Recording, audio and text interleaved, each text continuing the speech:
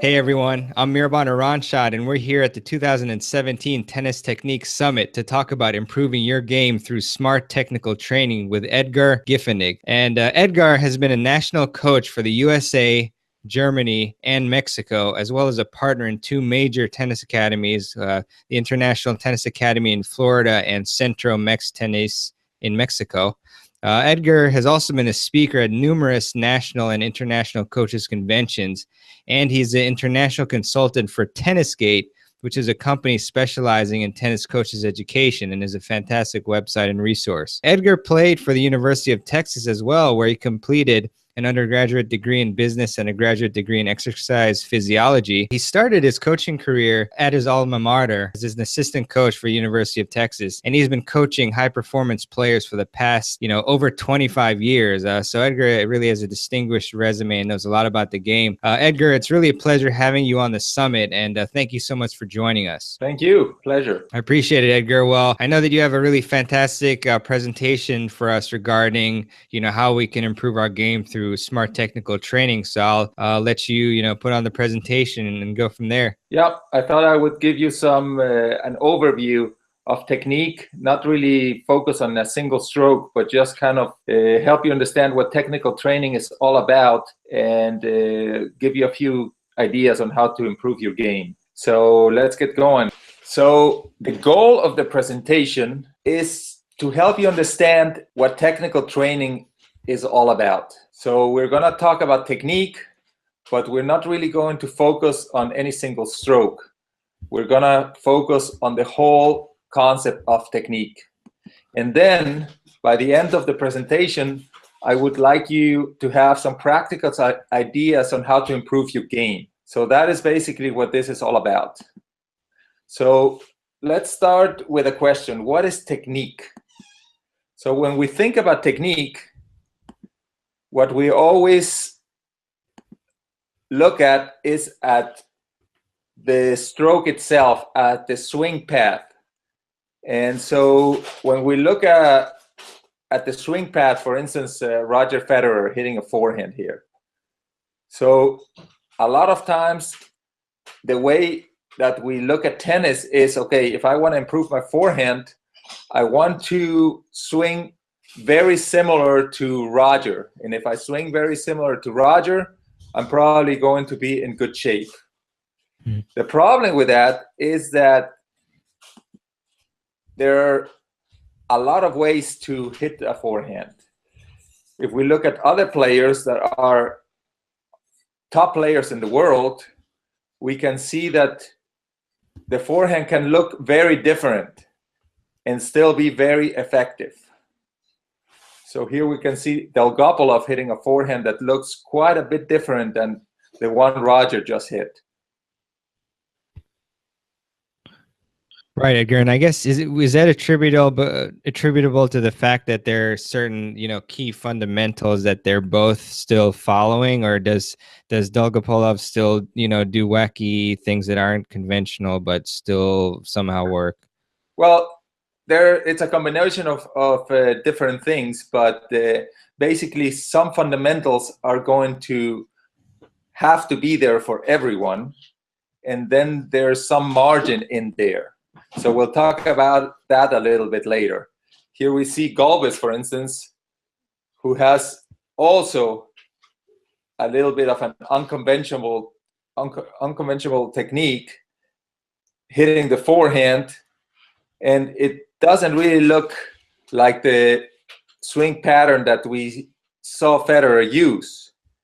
And even a little bit, if we go a little bit further, and we can see Federer actually playing, we can see that a lot of times his forehand is also going to look different.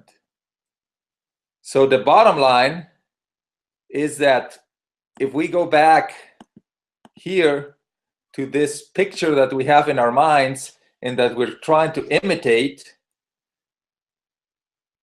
even Federer probably doesn't hit the ball like that hardly ever when he's playing a point. So the bottom line is that really there are a lot of different ways to hit the ball. And a forehand is a combination of a lot of different swings.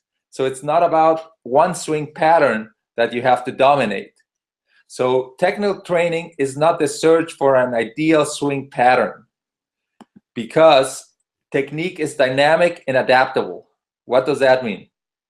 That means that every single forehand I hit pretty much in a game is going to be a little bit different, because every ball that's coming to me, it's a little bit different. So I have to be able to adapt to what's coming and hit it in such a way as to make it effective for the result that I'm looking for. So it's always changing. So like you mentioned earlier, some fundamentals remain the same. If I want to hit a topspin forehand, my racket has to come from under the ball. If not, there's no way I can hit a topspin forehand.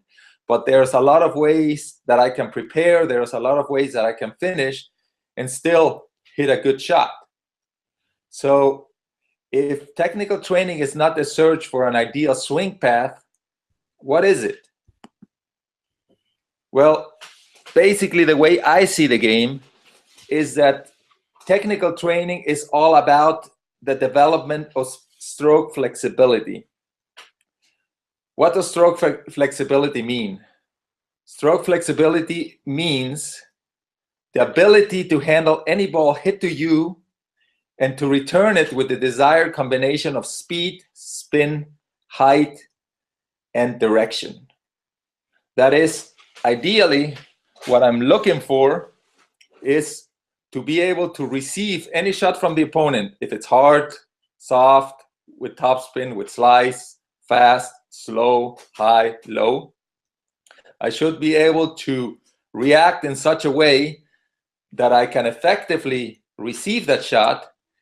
And not only that, but also effectively send it back with a combination of the direction, height, speed, and spin that I want.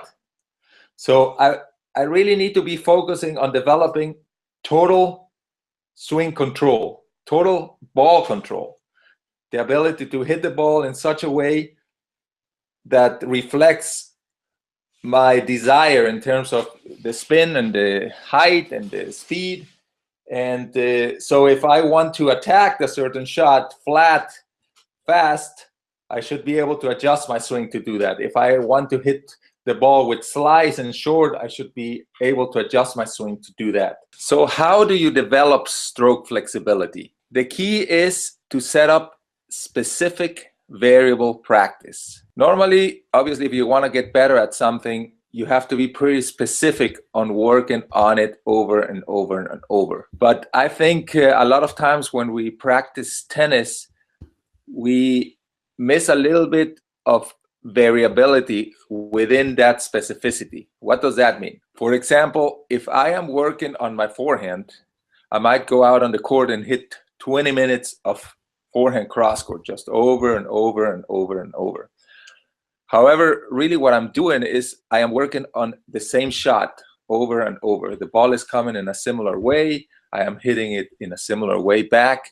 And so I'm developing the ability to hit a certain type of shot, but I'm not really developing any stroke flexibility.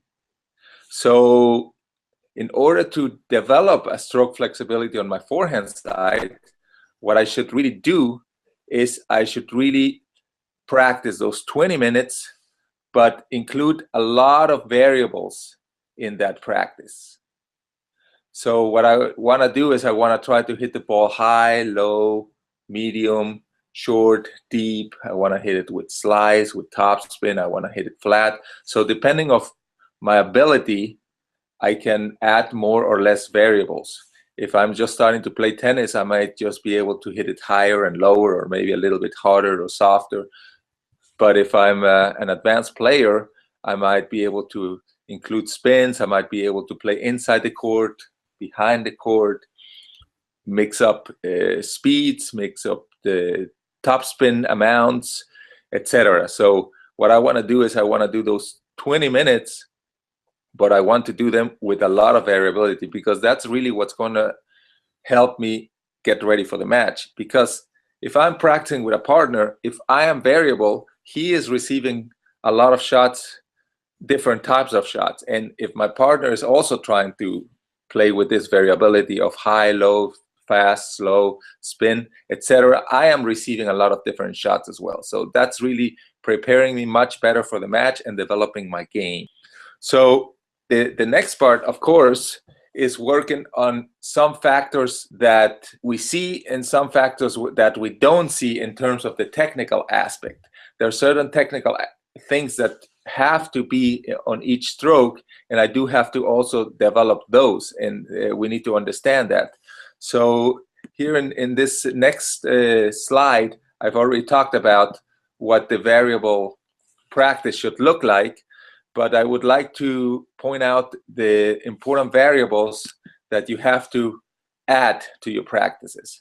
So here's a summary of those variables. So you can vary the height, you can vary directions, you can vary speed, you can vary length, you can vary spin. So if you visualize all your practices, try to include these variables every time that you're on the court, so that you feel comfortable whenever you have to hit a high ball, or whenever you have to change directions, or if your opponent likes very hard balls and you want to switch it up, you're comfortable doing that.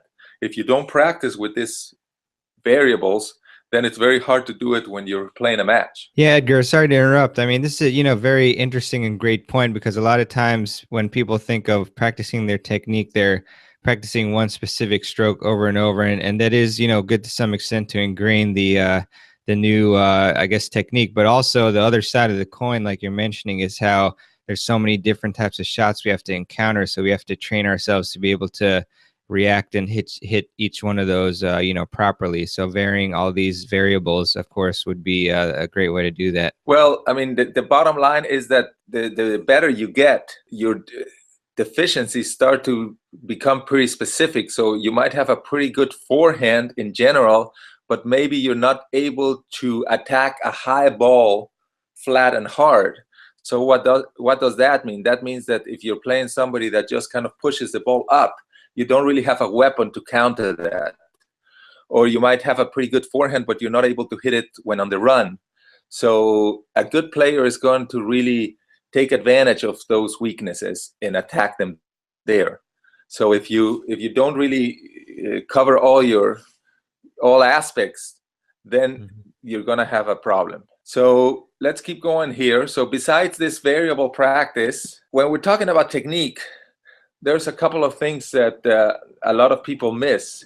And normally what happens is that we always think that technique is just the pattern of the swing. But the reality is that most of the times where we miss a shot, it does not have to do anything with the swing pattern. It's something totally outside of that.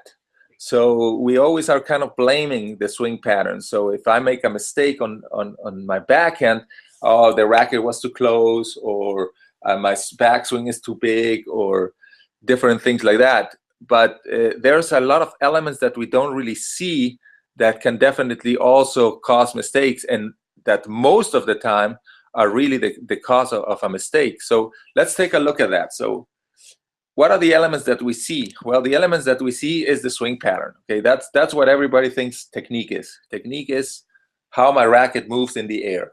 But the elements that we don't see are just as important and are a very important part of technique as well.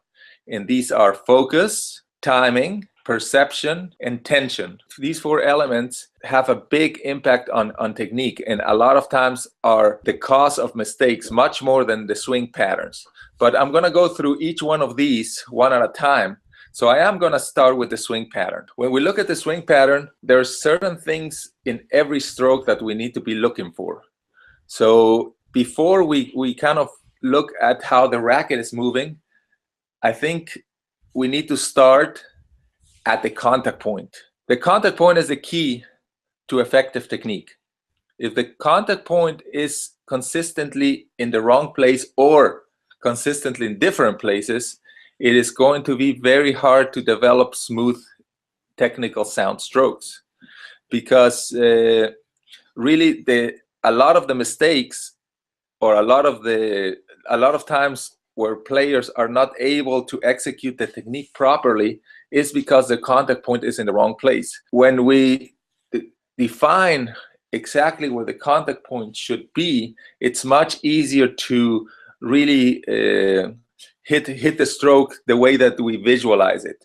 A lot of beginners, the problem is not that much that they're not really know what to do in terms of the swing, but they have a very hard time swinging so that setting up their body and getting in position and understanding where the ball is coming, so that they can really actually hit that swing that they have in their mind. So it's not a matter of not understanding how to swing, but it's a matter of understanding how to position themselves so that they can use that swing. So the first thing that anyone should have clear in their minds is, where is my ideal contact point in every stroke, in the forehand, in the backhand, on serve, on the volleys. And it might be maybe slightly different on a higher forehand than on a lower forehand, but it's got to be pretty clear, because the whole idea of the game is to try to get yourself in a position where you can execute a good shot. And so if you're not very clear where that is, it's going to be impossible to do.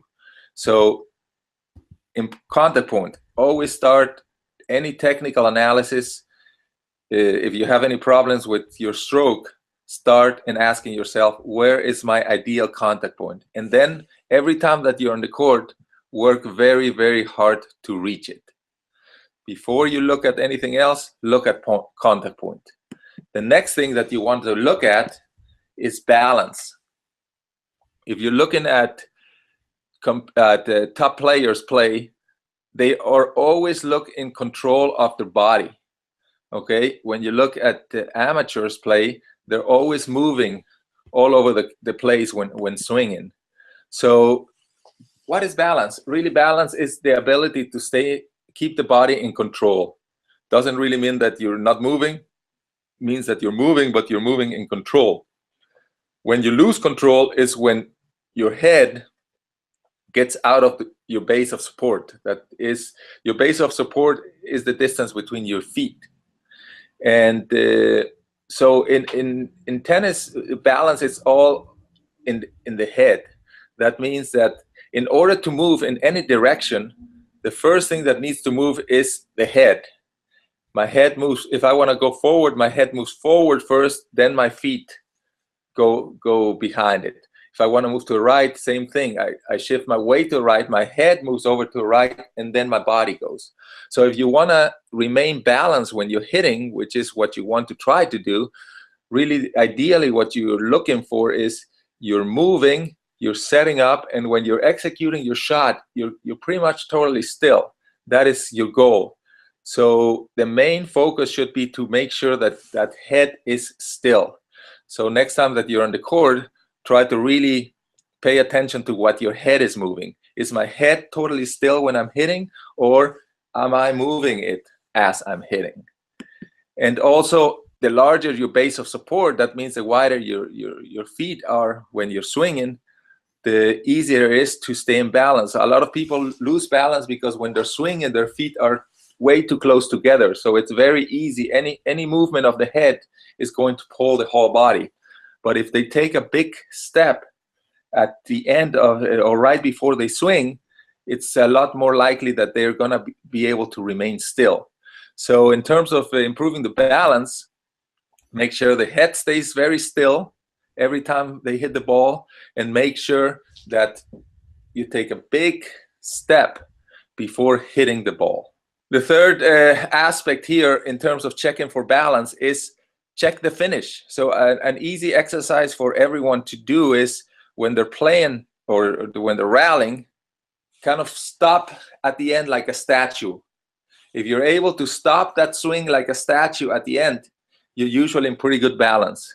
To go one step further, what you could try to do is you could try to get on one foot. So that means if I'm moving to the right, I'm going to stop my finish, like freeze my finish like a statue on my right foot.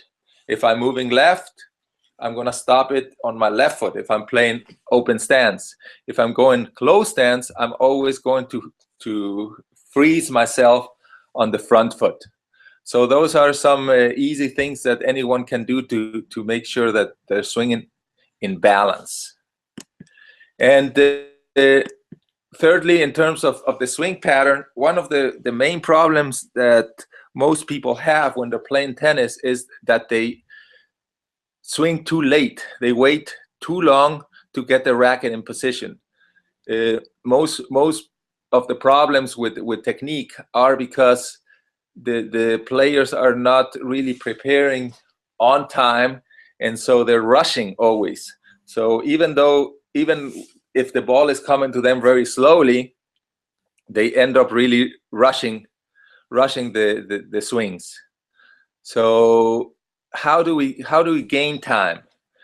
So one easy exercise that anyone can do is to try to swing twice for each ball that comes. That means one swing in the air, and then I swing. So I see the ball coming, I swing in the air once, and then I swing my regular. It's a little bit awkward at the beginning, but basically what it forces you to move and to take that swing really early, and then take that second swing. But after a while, you do that a few times, and then what you try to do is that you try to start with that first swing and then kind of hold it there with your body sideways, your racket back, and then wait for the ball and then swing it. So the idea is to start your backswing as if you were going to swing twice. And you're going to see that you have a lot of time.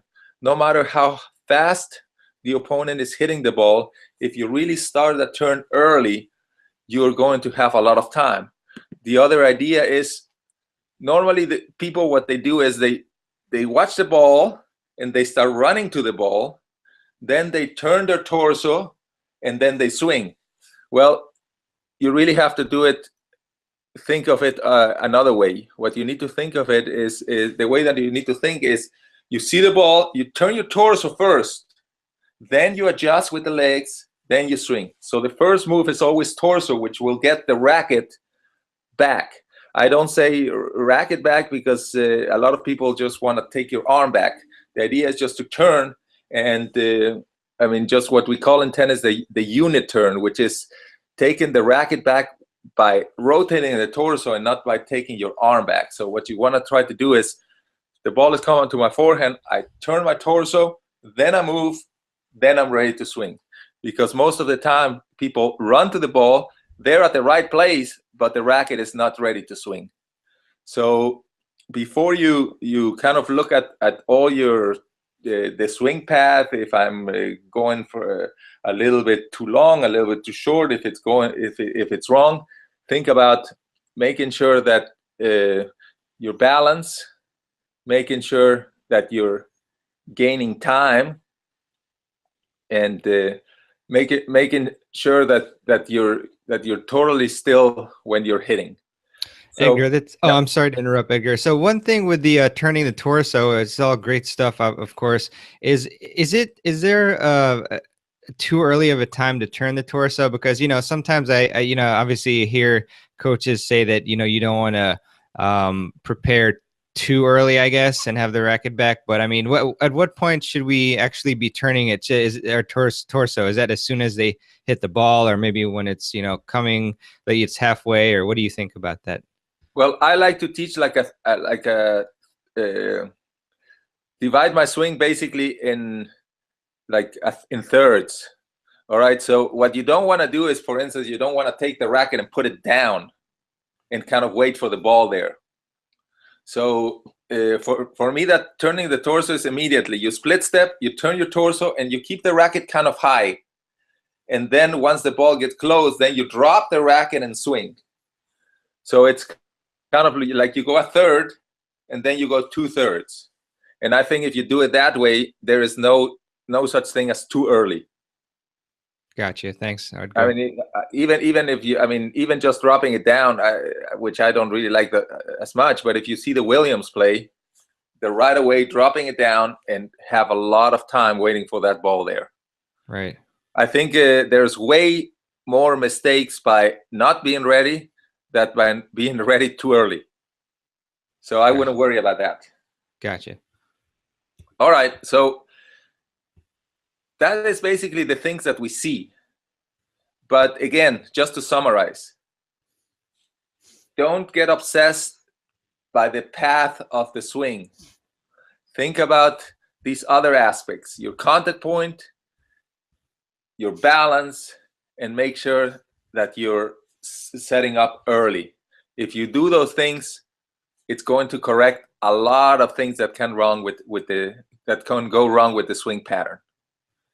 Okay, so let's go to the things that we cannot see.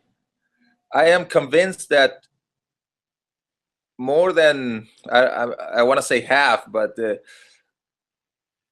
at least I would say a third of the mistakes are because we're not focused on the right things when we're playing. And what is focus? What is focus in tennis? Well, focus in tennis is simple, the ball. You have to watch the ball. I mean, that is basically the most common thing that you hear from any coach. Watch the ball, watch the ball, watch the ball. And it in a way, it can get annoying because a lot of people think that they're watching the ball. So when they tell them to watch the ball, it's kind of, well, I'm back watching the ball. The problem is that people don't really know exactly what it means to watch the ball. And for this, I use this example of a triangle. So the way I explain it is that imagine there's this triangle going out from your eyes and kind of widening all the way until it kind of covers the whole other side of the baseline, right? So that's the widest part of the triangle is on the other side of the baseline. So when the ball is over there, you're kind of watching the ball, but you have this wide field of vision. You're looking at the whole court. You're looking where the opponent is. You're looking at the ball. I mean, the focus is still on the ball, but you have all these things around it. As the ball gets closer, you really need to narrow that focus. And once the ball bounces, the only thing that you need to be looking at is the ball. And you look at it until you see that racket hit the ball. You actually see the racket going by and hitting it. And then you start widening your focus again. You keep track of that ball, but you start seeing other things that are happening on the court. So the main problem of watching the ball really happens after the ball bounces on your side. That's when people start getting anxious. That's when people start lifting their heads to see where the opponent is, to see what they're going to do, and to see where their ball is going to go. And that last few feet, those last few feet are the ones that really make the difference between hitting that ball in the middle of the racket or kind of hitting it on the middle. And the kind of hitting it on the middle is going to lead to mistakes. So basically the whole tennis is a little bit like a meditation.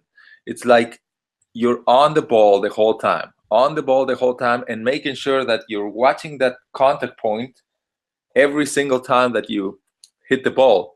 So some of the things that help, some ideas, is try to find a detail on the ball. Try to see which way the ball is spinning, for instance, where the riding is when the ball is close to me.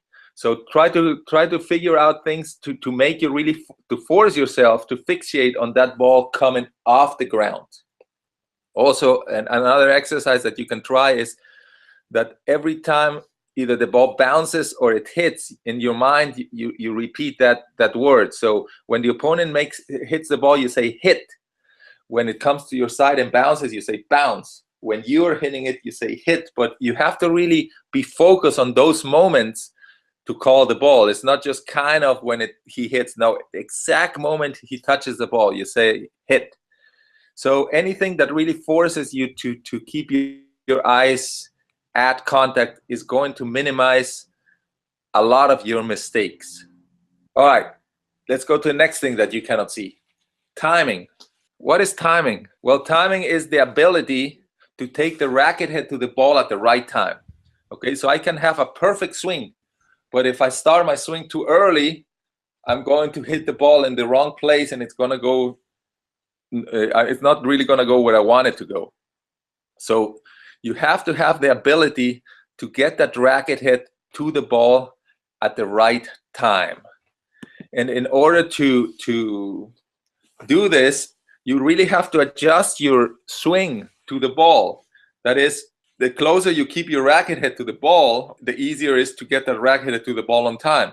If the ball is coming really fast, you cannot have the same swing as if the ball is coming very slow. And that is a big problem that I see. And that is also a problem because people don't practice or don't develop that stroke flexibility. They're not used to using different swings. And that is a very, very important thing in tennis. It's very different if I have a lot of time, the type of swing that I take, than if the ball is coming fast. It is very difficult. The swing is going to be very different if I'm running forward forced to a ball than if I have a lot of time when I get there. If I'm running wide to the ball, it's different if I have time than when I don't have time. So it is very important to practice maybe at least two, but I would say three different lengths of swing. Your normal swing, a shorter swing, and one where you don't basically swing at the ball, where you just kind of set it at contact. And then try to really adjust those swings to the incoming ball. What does that mean? That means that the less time you have or the more force you are, the shorter that you're going to swing. The other thing is also the closer I am to the net, the shorter my swing should be. This is something that would immediately also reduce a lot of mistakes, just matching the swing to the ball. And the other thing that's very important in this part is that the simpler my swing is, the easier it is to get that racket to the ball on time. So if I have a very complicated swing where I'm opening my racket, I'm closing my racket, and then trying to get it to contact, that is going to be hard to control. So really, anything that does not contribute to the swing should be taken out.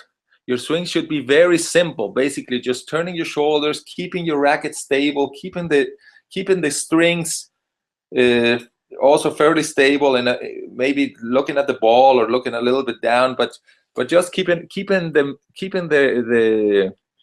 the strings fairly close to that contact point. The more I vary that, like I said before, the more I complicate my swing, the harder it is to get there on time. Sometimes when you go to the clubs, you see these unbelievable serves where the people are contorting themselves to hit the ball. So look at your swing and kind of try to see, okay, everything that I'm doing, is it really necessary, or can I shorten it, can I simplify it?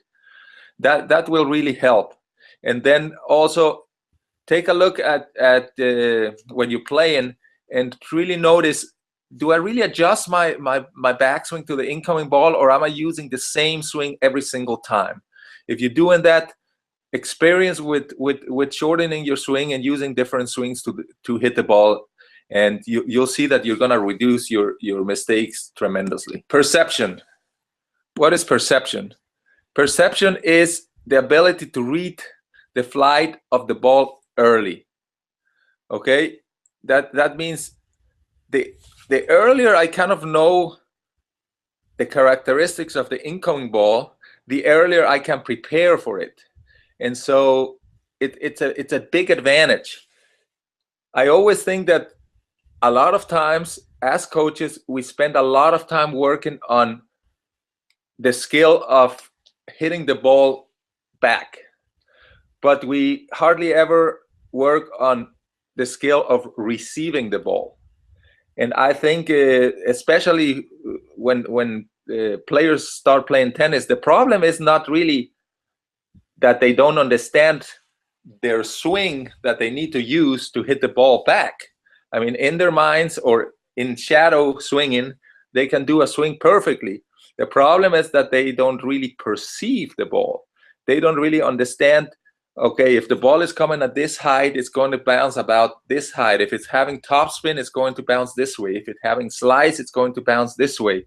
If the a player takes a very fast swing, the ball is going to look like this.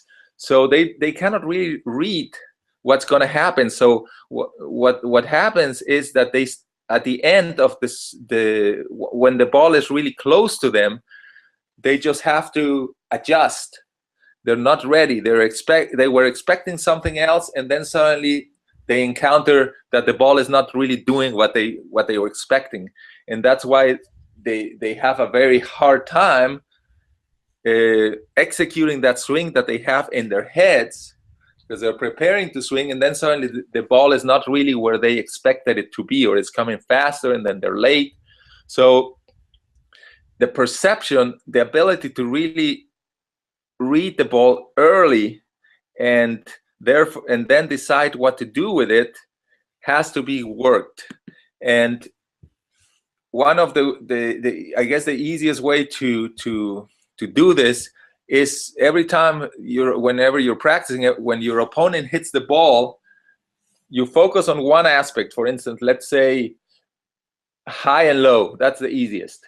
So you're going to call high as soon as you can. So the earliest that you detect that it's coming high, you just say high, and then see if the ball is really high, or low, the ball is really low. Then you can go to short and deep. A lot of people have a hard time recognizing that short ball, and so they're kind of always rallying, and suddenly if the ball is short, oh, they're way too late getting out. So if you're having problem with that, if you're having problem with recognizing a short ball, for instance, you're going to try to determine every time the opponent hits if it's going to be short or deep. So say short in your mind or deep in your mind. So you're kind of paying attention to that. You want to pick it up, and the more you do it, the easier it will become to pick up when the ball is short. You can also do it with the topspin and slice if the opponent is hitting topspin, or if they're going to hit slice, or if they're going to hit flat. You can also do it right or left. So if you're hitting cross-court backhands, for instance, you can divide the court, that half court, that half singles court, you can still divide it in another half. So you divide the court in fours, and then you, in your mind, as soon as the opponent hits the ball, you call if it's going to land on the left side of that line or on the right side of that line. So exercises where you have to try to decide really early what the ball is going to do. Because in tennis, when you're playing, you really need to make decision quickly. I mean, we have all missed shots because we are debating what to do next. Okay, so if we don't know exactly what's coming to us early, it's hard to make a decision on what we will do next early. So practice perceiving that ball, practice really reading that ball early, and then making a decision early where you're going to hit. And that is also going to cut down a lot of mistakes. Here's one of my favorites, tension. Tension, I think after not really focusing on the ball, not really watching on the ball, I think is one of the most common sources of mistake. Tension or anxiety. A lot of times, even if we have a perfect technique, I mean, you can see it even in the pros, when you get tight, you start making mistakes. You start interfering on the way that your body works, even if your body knows perfectly how to do it. I feel most of the players play with way too much tension. Way too much tension. I never really had to correct somebody and tell them, okay, just come on, a little bit more tension. What is exactly tension? Tension is really using too much muscular involvement or too much effort. Basically, we have muscles that move our arm, let's say, forward, but then we have muscles that move our arm backwards. So if I want to move my arm forwards fast, but I am also using or tensing the muscles that move my arm backwards, then I'm basically, it's like driving a car with the brake on, right? So I'm never going to achieve maximum speed. And also, if I'm using muscles that should not really be involved in the movement, it's going to be hard for me to coordinate. The reason the pros make it look so easy and so smooth is because they have figured this out. So when they're playing, they're basically just using the muscles that need to be used in that stroke, and they're relaxing everything else. And so as amateurs, we really need to focus on reducing the tension when we're playing, making sure that we're relaxed, making sure that our level of anxiety is low. And tension really starts at the grip. If I'm really killing my racket, strangling my racket because I'm tightening the grip so much, it's going to be very difficult for me to move efficiently and to really time my body and to coordinate my body. So the first step is loosening up your grip as much as possible when you're playing, and kind of always monitoring this, because what happens with tension is that you kind of get used to it. So a lot of times you don't even feel where you're tense. So practice loosening up your grip, and then practice swinging, and try to make check your whole body. Check your shoulders, check your face, check your whole body, do a whole body check and see if you can detect any tension. Do it while trying to hit the ball pretty hard, because usually that's when you tense up even more. It's you think of hitting the ball hard, so okay, it's got to be hard, so my muscles hard, I got to get a lot of muscles. I think a lot of times it's better to think about hitting the ball fast, not hard. Hard has this connotation of muscling. But when you think about fast, that might send you a different signal to your brain. So when you're on the court, really try to swing with as loose a grip as you can, and then really try to find that ideal tension level for you. Experience a little bit. Try to see, every time ask yourself the question, can I hit the ball the same way that I'm doing, but using less effort? And kind of try and go to it. Can I hit it at this speed using less effort? So let's try to find that effort level, the minimal effort level that I need to hit this specific shot, or to hit at this specific speed. And that should be a constant question that you should be asking yourself every single time. To summarize, when we're talking about technique, what we do not see is just as important as what we see. Don't obsess by trying to swing the way the pros swing. Try to focus on all the aspects that are important in technique. My best practical advice for you: first, try to practice in such a way that the goal is to develop stroke flexibility, not to copy somebody's style of play. That means practice with a lot of variability. Try to make sure that you mix up your heights, your speed, your swing lengths, your spins, just a little bit of everything. Then make sure that your contact point, first, that you know exactly where your ideal contact point should be, and then really work every day, or every shot actually, to achieve that ideal contact point. Really work on keeping your head still when you're playing. In terms of gaining time, make sure that you turn that torso as soon as possible. That is, think about torso, legs, swing, instead of running to the ball first and then getting the torso turned and swinging. Make sure that torso comes first, then you adjust, then you swing. You're going to have a lot of extra time if you do that. Every time that you play, it's a meditation. It's you and the ball. So make sure that you really focus on that ball the whole time, but especially after the ball bounces. Try to really simplify your swing. Try to make sure that you take everything out of the swing that you don't really need. Keep it simple. Shorter swings are a lot more effective and efficient. Shorten your backswing whenever you need to. Learn to shorten your backswing, and make sure that you adjust your backswing to the incoming ball. Work on your perception so that you can make early decisions of how the ball is going to come to you. So practice your perception drills.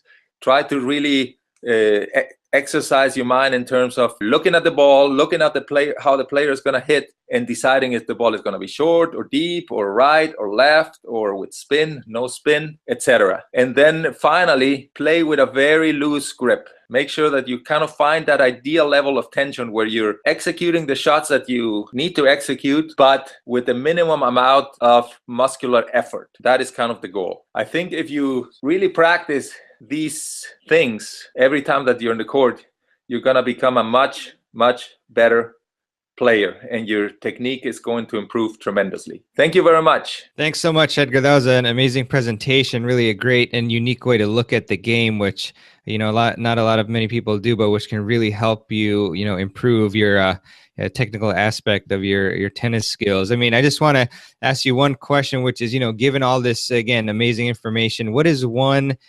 actionable piece of advice? So basically, after somebody has seen this presentation, what do you recommend that the first step they do to improve their game? The way that I like to present is in a very practical way. So I'm really hoping that this presentation is something that you can just do the next 10 minutes if you get on the court. So I am sure that there's several things from this presentation that you're going to be able to practice right away next time that you're on the court. And you probably have material for basically the whole time that you play tennis. I mean, all these things are that we talked about: variability, your contact point, head still, the torso fit first, focusing on your contact point. I mean, these are things that everybody, I mean, the pro players are doing every day. So these are things that it's not like, okay, I'm just going to practice them and forget them. It's things that you can always have to keep in mind, the tension level, just kind of always checking, okay, am I using too much tension? Am I using the ideal level of tension? These things are basically what I think the essence of the game, and I think are the things that every single player should kind of keep in mind if they're serious about improving their games.